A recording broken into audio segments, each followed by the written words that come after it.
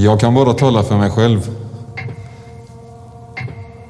Mitt första barndomsminne är präglat av våld.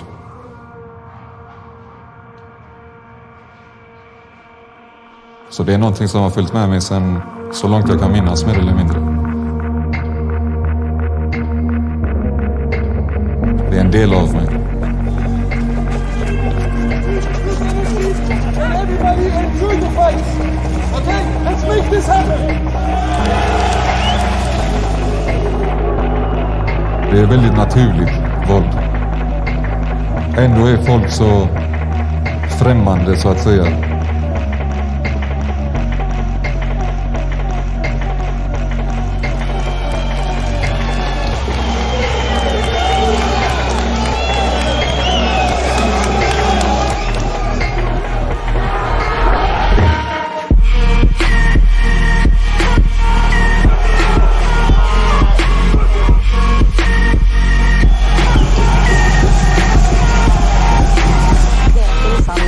Fortsätter misstänkt illegala streetfighting-matcher arrangeras i Sverige.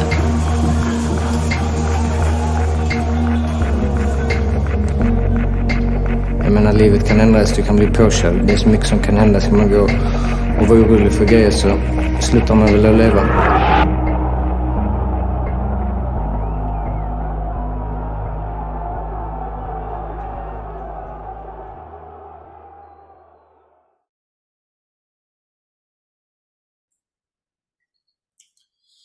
Hey guys, what's going on? It's Joseph from the Heretic Chronicles, and today it's going to be a completely different video. We're going to a different place today, a really cool place. Matter of fact, we got on the one and only Victor Palm. He is directing King of the Streets documentary. It's coming out, I believe, sometime next year. But today, man, we're going to be diving into that. We're going to be diving into a lot of things. But yeah, man. So let's get right into it, brother. Like, how was your childhood? How was your upbringing? How was that? And also, where are you from? Oh yeah, so I mean, basically, I'm from Sweden. I live in LA today. I can give you the I just the backstory of me. I'm sort of like a commercial director, cinematographer. So I work with a lot of commercials. I work with different brands making commercials. I wanted to do something different, and then I found King of the Streets, and here we are. So yeah. Yeah, please go ahead. No, you continue. Oh yeah, you asked my childhood. I don't know, like we getting into the nitty-gritty right away, or but yeah, basically I grew up in Sweden. I was like 3 years old when it's just like it's important for the cause, I guess, for the King of the Streets, but I was 3 years old when my mom committed suicide, and I guess that fucked me up a bit. Growing up without a mom, I had a bit of a turbulent upbringing with my sister and father, and it always, had me feeling like, until I was like 23, where I met my wife that I'm now still together with. I was kind of, fucked up, like not knowing my place in the world. And I found that through MMA and fighting. I had like a really good coach. I started fighting when I was 19 years old. I had like a really good coach called Ubai at Gothenburg MMA. And he sort of taught me about MMA, but also my place in the world. And if you fast forward 10 years from that, I stumbled into King of the Streets. And here we are, like documenting fighting stuff. Okay. So take me back to when you were like, how old are you now? 34. Okay, 34. Okay, take me, man, to like let's say out of high school. Let's say 18, 20 years old. Give me your life then. Like, what was going on in your life? Oh, I had long hair. I used to play the guitar. I played like different bands, but honestly, I felt like I don't think I knew my place in the world. I felt like a misfit in a way. I had friends, but I felt like I hadn't really, if you're lost within yourself, you'll never find your place in a way. So yeah, that was like sort of my college years, up until 19. I remember feeling really lost, actually. Yeah. Um, So help me connect that bridge. So let's say start from, let's say, college to where we're at now. Kind of just walk me through that entire journey. Walk me through the, mm, your fighting journey and stuff like that, and then we'll obviously get into you know, King of the Streets, in a couple minutes. But walk me through that, man. all right, I'll give you the long story short. But basically, I had a friend who started doing Taekwondo when we were in college, and I was like a real softie. Okay. I had I had a lot of frustrations, but they were going like inwards. And then I sparred with my teacher after like 6 months, although like my sensei like in Taekwondo, and he really like beat my ass real bad. Wow. And I just remember like that was like that was terrible, but it was also like an interesting experience. And then I had a friend who started doing MMA, so I started doing MMA with him, and I just like I had this like for a year, 6 months, I had like a collision of worlds where I just like basically grown up a pacifist. Like I never found violence to be, like comforting, nothing like that. And then I just started doing MMA. You don't spar from the beginning, but as you start sparring, you also learn like, okay, nothing like there's nothing wrong with this, nothing wrong with violence. And that evolved. I remember moving in with we were MMA collective. So we were like 9 people in a 4-room apartment, just Wow. training MMA all day, Wow. all night. And my trainer Carl, he was like a major part in my life of finding myself, of handling that kind of like coming from like a non-violent background, but like a lot of fucking frustrations, but then Mm. also like finding comfort in violence, basically, because there's no some of the best memories I've ever had was through violence. In a way, like in very, very, very controlled environments. Like me and my best friend, we used to like, really spar. Anyone who trained MMA or martial arts can say that, like, when you're in flow with your friends, there's nothing like it. And I found like, I found myself through that. I found strength. As I'm sure, like anyone listening right now can agree on that. You find your confidence in that, and with confidence also comes your place in the world. And you stop worrying about all these things, and you start like building yourself. And Uh-huh. that's what I did for 10, 12 years. Then I started getting headaches. I don't know, like I'm probably stupid sparring, probably like too much competition, too much weight dropping. Like my career would probably be longer if I was smarter and tougher. But I just like I started filming, and then quite rapidly I found my way back into martial arts. And then I sort of like, one day when I was doing this promotional shoot for a brand, I was doing this bare knuckle boxer, which I had the idea. Oh, yeah, go ahead. I wanted to ask a question. When did you get into like, the camera work, like behind the scenes? Like when did you realize, oh man, I like taking videos. I want to start shooting, documentaries, vlogs, whatever it may be. When did you really like find that passion? Like how old were you around that time? Mm, I'd say 31. Okay, so this This is guy. after college. Okay. This is totally Yeah, after. yeah, So you yeah. weren't even thinking about this back then. Like could you envision yourself 10 years from now saying that you would have been involved in this documentary and stuff like that? You would have not believed in that if you would have heard it No 10 years chance. ago? Wow. No chance. Okay. No. Yeah. Interesting. Yeah, I found this guy, Nicholas Bryant. He was like a real character. Like it reminded me a lot about myself. His upbringing was the same in a way. And I did this first short documentary about him, and then I just realized, there's something about martial arts documentaries, something about violence that puts life on the knife's edge, or like the tip of everything, that helps you define the values and challenges of life, essentially. For sure, man. I totally agree. So, how did you wind up getting in contact with the guys behind like King of the Streets and stuff like that? Yeah, so this was probably, I started filming when I was like 28, Okay. probably Okay. 2019, the end of 2019. I just had this idea that I'm gonna work with like martial arts. I'm gonna do this like commercial with a bare knuckle fighter, and I got presented this fighter that was like, "Oh, you should do Simon the Savage." And this is And while you're based in Sweden, so you were living in yeah, Sweden while this is going on. Okay, I just want to clarify. yeah, correct. Yeah, I was working with this brand. Just happened to be Simon the Savage. We were shooting a lot He's of like different badass. stuff.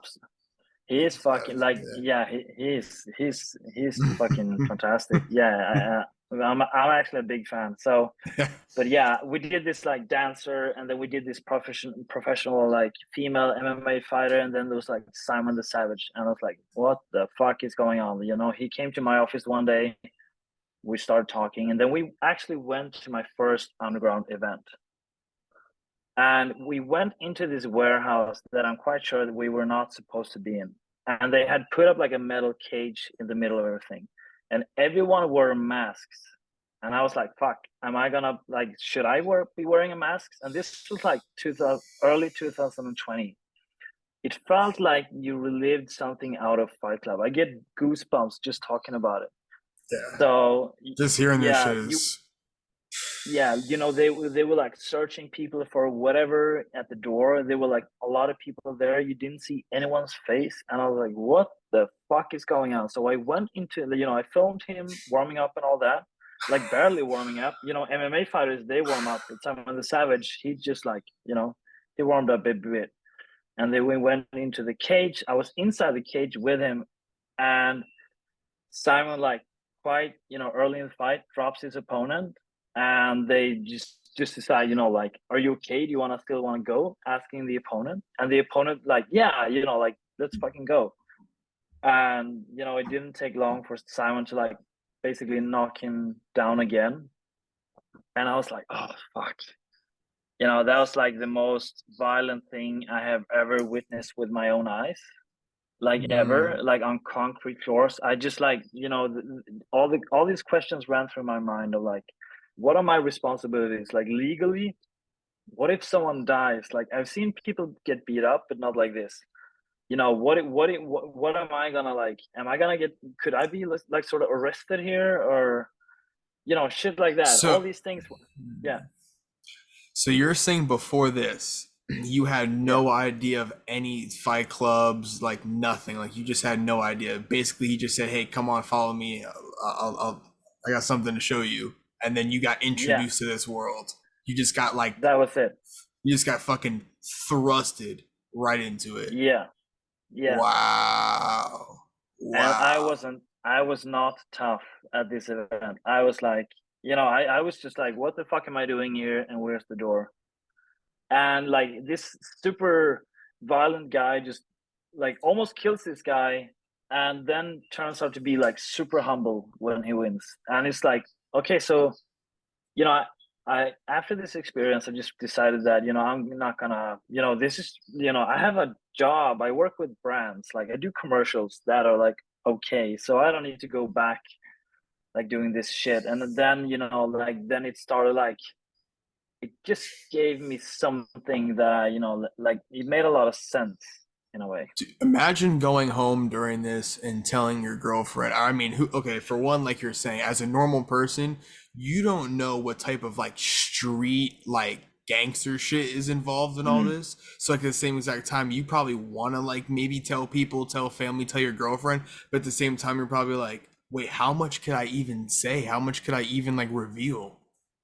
Yeah, I mean, there's so much going into this. Of like, I was working undercover security. I had like a pretty, set moral compass of what I knew was right and wrong. And Exactly. all of a sudden, I find myself here with all these like masked dudes, and I couldn't really, like, I couldn't explain to my wife what this was. I couldn't really tell my friends what it was either. I just like, it felt like, like I was doing a job, but it was not a job at the same time. So yeah. So slowly but surely though, I'm sure you winded up getting and I don't want to say an itch, but I'm pretty sure eventually down the line you went to more events, got more coverage, got more footage. So plug me in, man. Like, what happened after that? Did you wind up, telling him like, hey, I want to go back? Did he tell you? Did he invite you again? Like, how did that go about? I think it was like the mix of both. It's funny because the campaign we did for a brand was actually called the itch. It's the thing where you have to do something, but you sort of like it's very irrational to do that, but you still need to do it. And that was like the sports campaign. But yeah, I think I was offered like we're doing this again. Like there's an opening if you want to swing by, just do that. And I was like, fuck yeah. I mean, I didn't want to waste the opportunity of like, but at the same time, I have like the thing about this is that I have to be open about the duality with these things Of because course. yeah, I mean the violence is obviously it's so brutal. Like every fight, there hasn't been one fight ever where I didn't worry about one of the guys dying. Yeah, we're talking no rules here. So we're talking a different type of fight. You're not talking it goes um Mm. especially when someone has a camera out. I mean, they had the felony fights back in the day. I mean, this is where a lot of this stuff originated from. But essentially, dude, what we're witnessing is like two guys basically fighting to the death, but like literally, and then you have someone else to step in and intervene. The guys in the UFC and all these other, even though these guys are all badass, respect to all professional fighters out there. It's tough as fuck. All respect to them. I'm just saying, sometimes like in the promos, they'll say, we're gladiators fighting to the death. Yeah, of course they're putting their health on the line, but like this shit is like literally like a simulation of like what would happen in like a prison cell or like literally in the street. You know what I'm saying? And it's like as serious as Yeah. it's gonna fucking get. Yeah, I mean, this is real life combat. I just spoke to, Hoy Boy today, and he said, they call us the real life gladiators, and it's very true. But the thing about King of the Streets is that it's not a sport. It's not something you exercise, No. something to get good at or stuff like that. This is actual fighting, and you were like fighting with you could die at these events. So there's always like the risk because they fight on concrete, as you said, no rules, no rounds. And I mean, what do you expect? Yeah, it's some pretty like gruesome conditions to fight in.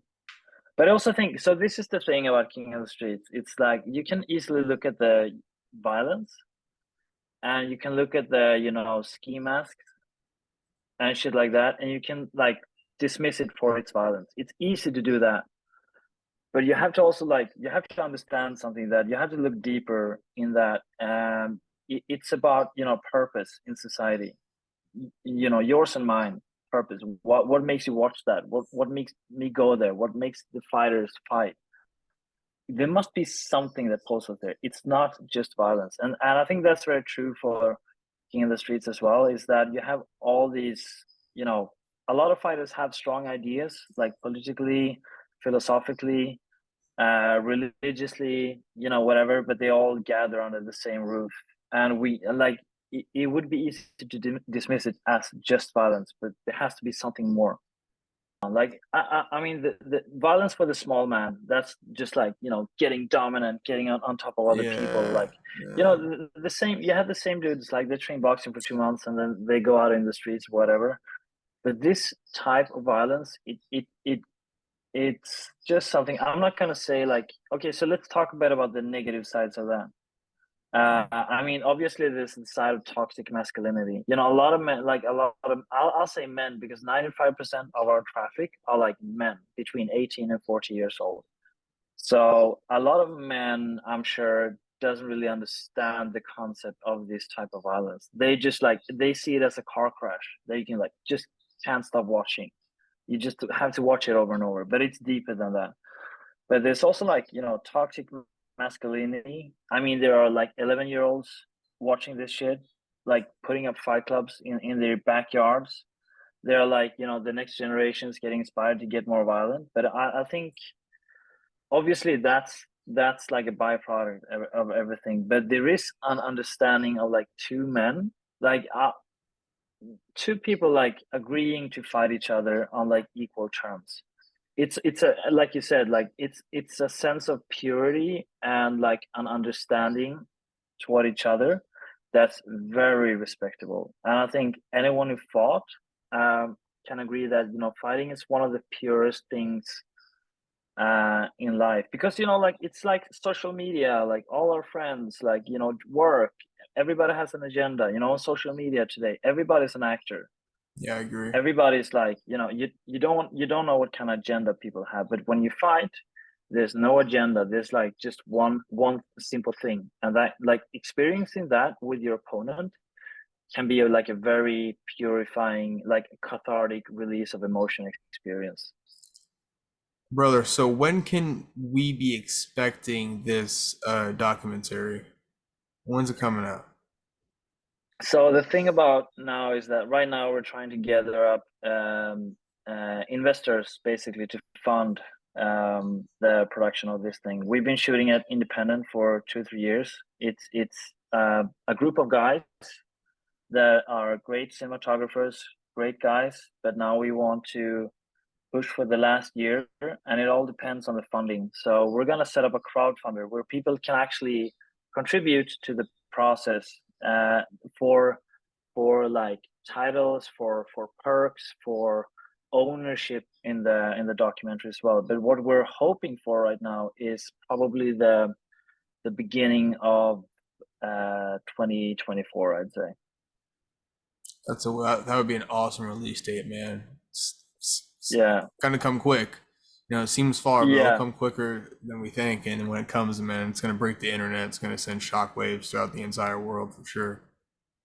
Yeah, I mean, our goal with this is not, we're not preaching for the choir here. It's going to be a film that explains a lot of things about violence. It's going to be a very, you know, so I'm like a broken record. I always say this thing, you know, like it's going to challenge people's beliefs, because your beliefs and your opinions and your life experience is something that we tend to like we carry them like a badge, like something we earned, like we earned our opinions, we earned your life experiences, but really it's just like subjective moments that you live through with very limited amount of information throughout your life, and your opinions may be you know, just a thing that you get based on where you grow up. Like if you grew up in, you know, Somalia, or you grew up in Sweden, or you grew up in Brazil, like in the favelas, whatever, I'm sure your opinions, you know, you didn't really earn your opinions or your life experiences the way we think we did. So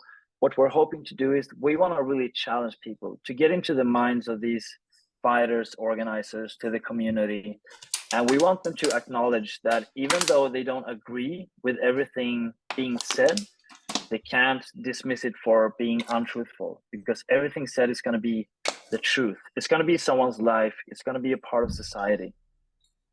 This isn't just me as a director. I am just one of the elements that are working hard to tell other people's stories. But I use myself as an element to bridge, you know, from a more conventional, conform type, you know, way of life into the world of King of the Streets.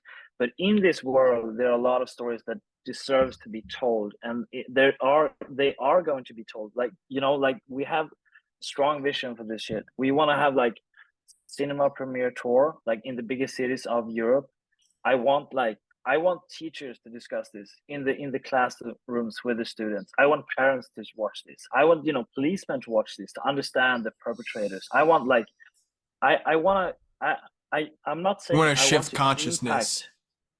Yeah, exactly. I don't think I will impact, like we're not going to impact people. I'm not going to be that hopeful, but we will bring a perspective that may be different from other perspectives in society. And our hope is that if you want to be listened to, we ask now that you listen to this. Brother, where can they find you? Like, give everybody your social medias. Tell everybody like where to find you, everything like that, all the good stuff. Yes. So, I mean, people can email me at hello@victorpalm.com. You know, any random shit. You know, you want to tell me what your life experiences or something that you resonate with, please do that. I love to talk, you know. You can find me on social media at victorpalm.dop. I'm not very active, so I'm like terrible at you know, responding to messages and stuff like that. I also have a website, victorpalm.com. Yeah, I think those are the main ones. Okay. Yeah, Also, man. also check out, you know, check out the production company that we're working with. So that's Burning Boat. The production company Burning Boat. They're really, really good guys, and they're like doing their best to, you know, carry this production with all the respect that it deserves throughout. You know, mention my co-director Mads Bayer, my producer Taylor, Burning Boat, you know, all these other cinematographers. I don't know if they want to be named by name, because, you know, like a lot of anonymous people here. Also Hype Crew, like thanking them for their, you know, being welcoming and respectful about, and all the fighters putting their stories out there.